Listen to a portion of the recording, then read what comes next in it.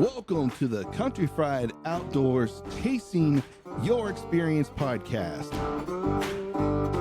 The podcast that will connect you to resources regionally and nationwide to engage them in open, honest discussions so that we can inspire the growth that you need to chase the experience you want.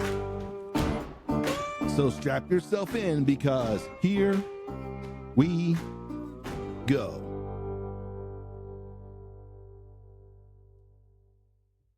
I mean, a lot of the times too, I just tell people literally go on Google Maps or Google Earth or whatever mapping system you have, print it off and literally draw trails on there.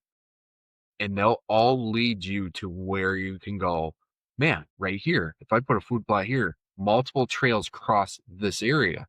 Or, maybe I put a water source because this is where they all kind of funnel into, just take the time to just really study what you're doing. So, and that goes for even, like state land and everything like that. Just walk around after season or whatever and draw out trails or map. I mean, my gosh, these cell phones with the Onyx and HuntWise and all these mapping things, you can literally track the trails. You could track every single trail and it's put right on the map of where your area is, and you can build everything right there. It's so much easier nowadays to do all this stuff. So It is. it's just take the time to do your studying of everything, and then putting it on paper basically, and then start building your designs out of there for your plots and your micro plots and water sources and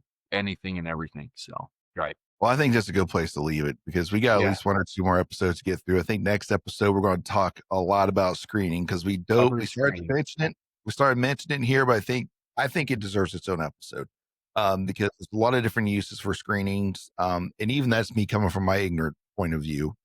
You're going to have a lot more in-depth ideas on this, but just me understanding it, like I'm creating screenings to get to my food plots. We're creating screenings to get to my hunting locations. We're creating screenings to divide food plots. Like there's so many intricacies to it. And that's just on my limited base of knowledge of what these things can do.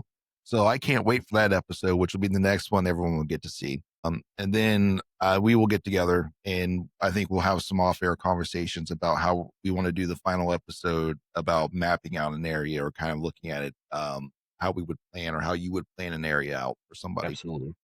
So we'll work on the details of that, but I think we're in a good place to leave it. You want to go ahead and drop your socials and stuff? I know we've done this every episode, but we'll do it again in case someone's just joining us. So Red Light, basically we're on Facebook, Instagram. It's Red Light, either Red Light FPSC at Facebook or Instagram, either one. So, online, our website's still under construction, but if you go on our Facebook, it'll bring you a link to the, my website there. And then, like I said, we'll do a lot more updating come next year. So the website, I just put that together about a year and a half ago. So with that, just call, or mostly online. We do a lot more social media stuff. Message, and you'll probably get a hold of me, and then we'll, I'm always willing to chat with anybody about food plots in general, ideas. That's the nice thing about us is basically you talk to a person, not a bot. I'm going to tell you my experiences. You can agree or disagree, but I will tell you everything I know in the food planning world.